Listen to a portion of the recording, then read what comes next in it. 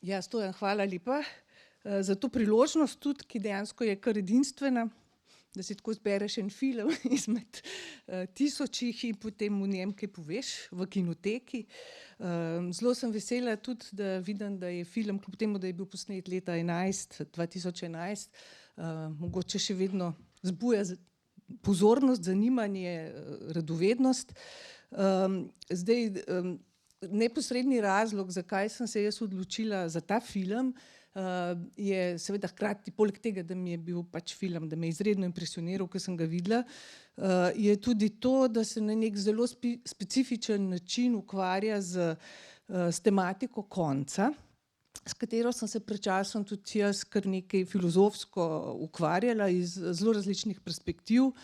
Med drugim, ampak ne izključno tudi iz vidika nekega porasta apokaliptičnih imaginarijev konca sveta. In zdaj pač ta besedila so, če naredim še malo reklame, zbrana v knjigi Konec, ki je šla pri Analekti leta 2019. Seveda je šel tam razmislek tudi v kritično smer, v smislu, kaj pravzaprav pomeni fascinacija s koncem sveta in uprizarjanjem tega konca kot spektakla. Trierja ne umeščam čisto v to kategorijo, ampak o tem več kasneje. Skratka, vprašanje, kaj si pravzaprav prikrivamo in od česa odvračamo pogled, ko fascinirano gledamo, kontempliramo konec sveta. Kaj je mogoče neko travmatično realno, ki nam je še bliže kot te spektakularne eksplozije, recimo, in v katerih odvračamo pogled. No, in v tem smislu in v tem času in v tem kontekstu je takrat tudi zaslovela neka opazka Fredricka Jamesona, ki jo morda poznate, ko je rekel, da si danes, to je bilo izrečeno, ne vem, 15-20 let nazaj, lažje predstavljamo konec sveta kot konec kapitalizma. In mogoče bi dodala, da konec sveta v resnici pogosto pograbimo kot odgovor na neko zagato, se pravi, kako končati nekaj mnogo bolj specifičnega, česar ne znamo ali pa ne moremo končati. Namreč rečemo, če bo konec sveta, bo konec tudi te druge stvari, karkoli že je. Torej ta psihološki impuls, da ko smo v neki težavi, zagati, si želimo, ne vem, da bi strela treščila in se nam ne bi bilo treba s tem ukvarjati. Atmosfera konca sveta oziroma teh tako imenovanih end times, torej časa konca, traja že kar nekaj časa, kar nas med drugim opozarja na to, da konec tudi ni nujno nekaj hipnega, po čemer recimo sledi neka katarza, takšno ali drugačno odrešenje, magari odrešenje v čistem niču ali pa nov začetek. Torej, naša izkušnja konca je prej danes izkušnja nečesa, kar traja in traja. Je stanje nekega zaporedja, serijskega zaporedja kriz, propadanja, razpadanja, ki pa se noče končati. In ko rečemo, okej, to je to, slabše ne more biti, seveda naslednji hip ugotovimo, da je lahko. In v tem smislu dejansko že nekaj časa živimo konec sveta, čeprav smo vsaj nekateri še vedno živi. V samem filmu Melanholija v knjigi nisem pisala, zato je to, kar sledi, nekaj misli, ki sem jih pač sestavila, ki sem jih napisala ob priložnosti te projekcije. Skratka, na najbolj dobesedni ravni je Melanholija film, lahko rečemo, o koncu sveta, kolikor je melanholija ime planeta, katerega uničujoči trk z Zemljo predstavlja pač osišče, središče filma. Po drugi strani samo ime planeta iz te zunanje ravnodušnosti in hladnosti vesolja napoteva na, recimo temu tako, razgreto notranje vesolje človeških psihičnih dram, vključno in začenši z odnosom do lastne smrti in smrti naših bližnjih. Filmi o koncu sveta oziroma filmi katastrofe so večinoma akcijski filmi, filmi suspenza v smislu, da nas v napetosti drži vprašanje, če in kako se bodo protagonisti izognili katastrofi. Zdaj, ob izidu Melanholije je Trier dejal, da se je odločil, da ne bo posnel filma katastrofe, ampak film, ki preučuje človeško psiho med katastrofo. To seveda drži. Rekel je tudi, da je idejo za sam film dobil med terapevtsko seanso, ko mu je njegov terapevt rekel, da depresivci v težavnih situacijah delujejo veliko bolje kot drugi, veliko bolj mirno, ker itak pričakujejo najhujše. Vendar poleg tega Trier v pripoved filma doda še neko ključno premiso, ki v filmih katastrofe ponavadi izostane. Namreč od neke točke dalje vsaj je to gotovost in neizogibnost konca. Skratka, suspenz se konča bistveno prej, kot se konča film. Konec ni grožnja, pa čeprav neposredna in konkretna, ampak postane gotovost, ki na nek način blokira običajno človeško psihologijo, ki naj bi v podobnih okoliščinah jo definiral odziv, ne vem, fight or flight, torej boj ali beg, oziroma neka motorična, neka akcija, nek motorični odziv na tesnobo. Torej, s to neko osnovno premiso filma, da ni mogoče nič storiti, pa Trier dobesedno, bi rekla, izsili ali pa izpostavi neko pasivnost, ki pa je mnogo bolj zanimiva in se umešča na povsem drugo raven, kot to, kar običajno imenujemo pasivnost. Naprimer, ko vemo, da je nekaj slabo, ampak ničesar ne storimo in v tem smislu ostanemo pasivni. Lahko bi rekli, kadar bi lahko kaj storili, je lahko ostati pasiven. Mnogo težje pa to postane takrat, ko dejansko ne moremo ničesar storiti. Takrat panično bežimo v aktivnost. Trier je navadno snemal trilogije in Melanholija spada v tako imenovano trilogijo depresije, pri čemer je seveda tudi sam večkrat izjavil, da trpi za depresijo, skupaj s filmoma Antikrist in Nimfomanjak. Zdaj, za slednja, za ta dva filma velja, da sta recimo temu tako zelo težko gledljiva.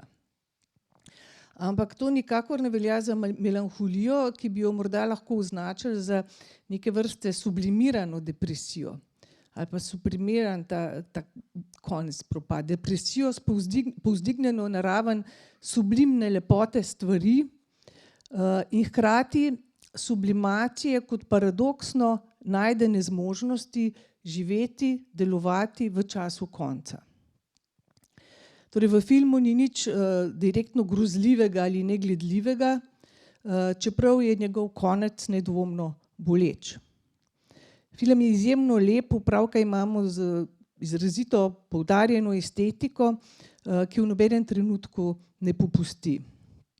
Ampak za tiste sladokuste in tako naprej poudarjam, da poleg te recimo sublimne grandioznosti v filmu srečamo vrsto izjemnih kinematografskih detajlov, podrobnosti, ki jih boste, upam, tudi sami opazili. Skratka, na nek način vprašanje konca v filmu je vprašanje, kako živeti konec. Kako živeti čas konca, a prav to je najtežavnejše. V tem odmeva recimo razsežnost, ki jo je Lacan imenoval to področje med dvema smrtima. Empirično smrtjo in simbolno smrtjo, ponavadi povezano to območje tudi s podobo recimo biti živ pokopan. Torej, simbolno smo že mrtvi. V primeru filma Bližanje Melanholije razgradi vsak simbolni okvir naše eksistence, ni več nobene simbolne opore, a hkrati smo še živi. Torej, zadnji del Melanholije nas prestavi v to dimenzijo med dvema smrtima, le da Trier zadane v polno, tudi v polno depresije, bi rekla, ko to grob ali grobnico, ki jo ponavadi povezujemo s podobo biti živ pokopan, zamenja z zunanjostjo, z odprtim prostorom, s celotnim planetom, na katerem živimo. Skratka, v Melanholiji smo zaprti v zunanjost, zaprti v odprti prostor. ki pa ga Justine, torej junakinja filma, na koncu ta odprti prostor čisto simbolno vgradi, vam postavi tisto tako imenovano Magic Cave, kot boste videli, neko magično votlino, gesta, s katero ji uspe na nek način stabilizirati situacijo panike in kaosa. In poanta ali pa učinek te Magic Cave ni, da nas ali pa protagoniste zaslepi za, ne vem, prihajajočo katastrofo, ampak prej omogoči, da z neko vedrino sprejmemo konec. In kot je v svojem komentarju filma že pred leti zapisal na primer tudi Žižek, to sprejetje konca ni nekaj morbidnega, neka resignacija, ampak ravno na nek način podlaga, druga plat, pogoj vsakega konkretnega angažmaja v življenju. To gre z drugim. Torej, film ima dva dela, ki sta po tonu, strukturi, formi zelo različna, ter nosita naslov po dveh osrednjih protagonistkah, sestrah Justine, prvi del, in Claire, drugi del. Čeprav je gravitacijski center, bi rekla, tudi v drugem delu na nek način Justine, ta pač melanholična, depresivna junakinja, sta sopostavitev, hkratna postavitev obeh sester in pa tudi Clarina drža absolutno ključna v filmu. Namreč Claire je subjekt, bi lahko rekla, v polnem pomenu, običajnem pomenu besede, na nek način zastopnica nas, normalnih histerikov, če tako rečem, v filmu, pač do konca ostane nemirna, prestrašena, postavlja vprašanja, išče odgovore. Justine je že na nek način odklopljena, ravno skozi to pa vnese nek simbolni mir. Torej, po uvodni neki vrste sanjski sekvenci sledi prvi del filma, kjer spremljamo družinsko poročno zabavo za Justine, ki naj bi se poročila z Michaelom.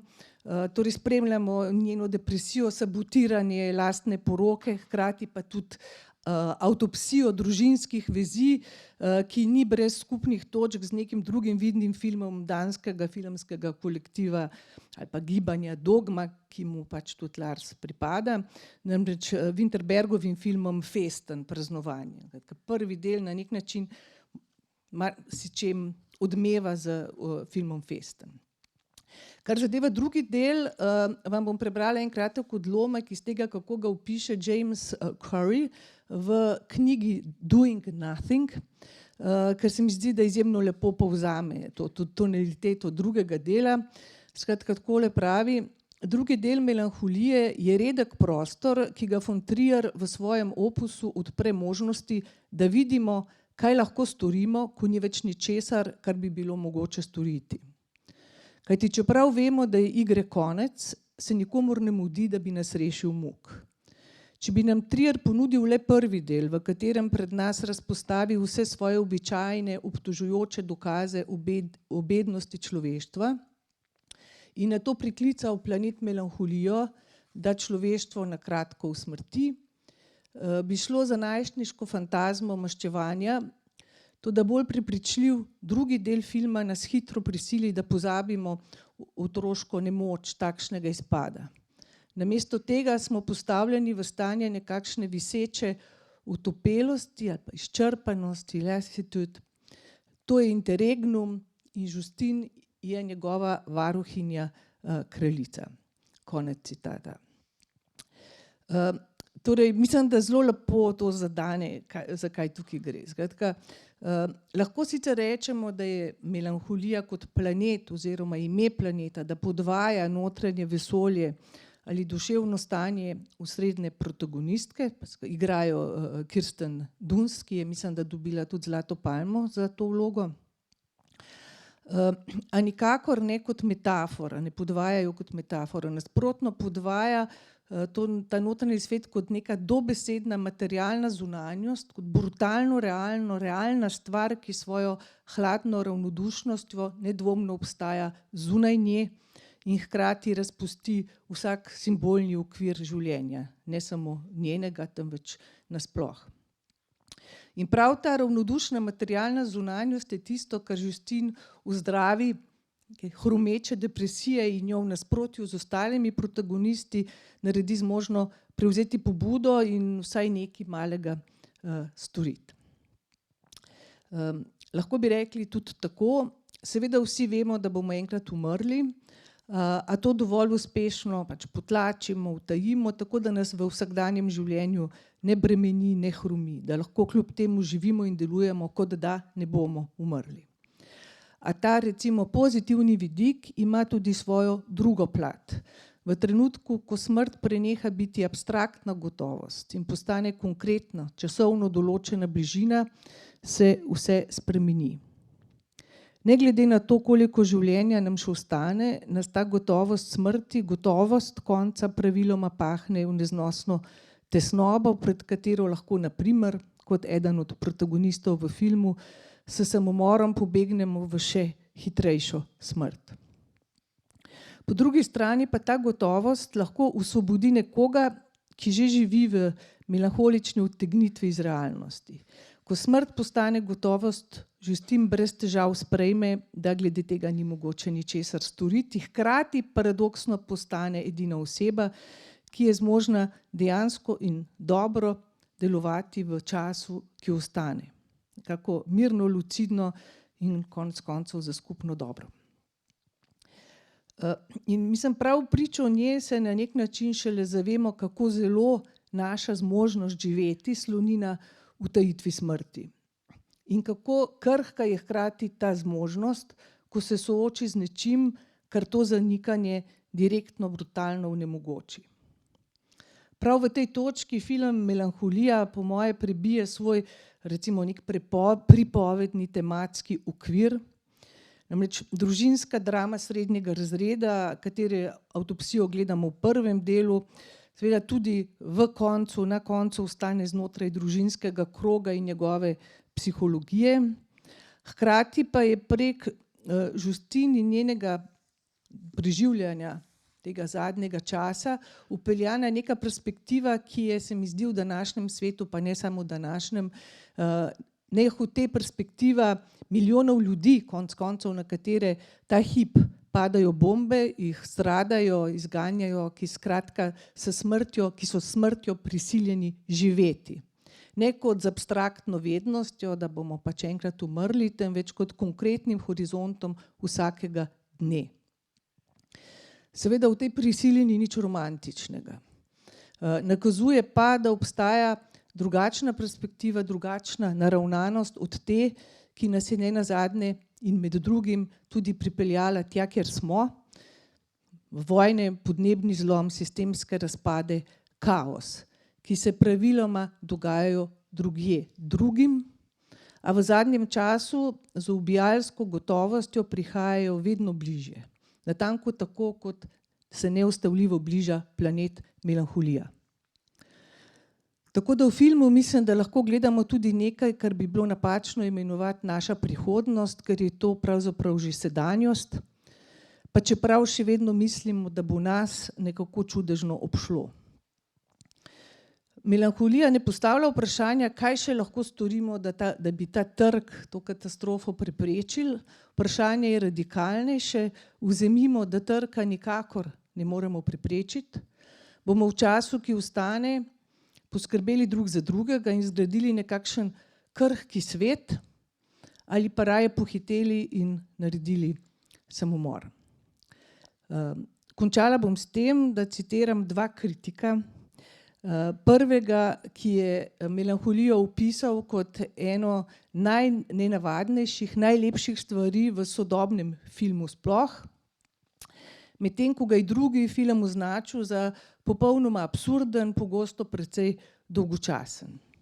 Jaz vsekakor stojim za prvo oceno, upam pa, da boste po ogledu se s tem prvim kritikom strinjali tudi vi. Hvala.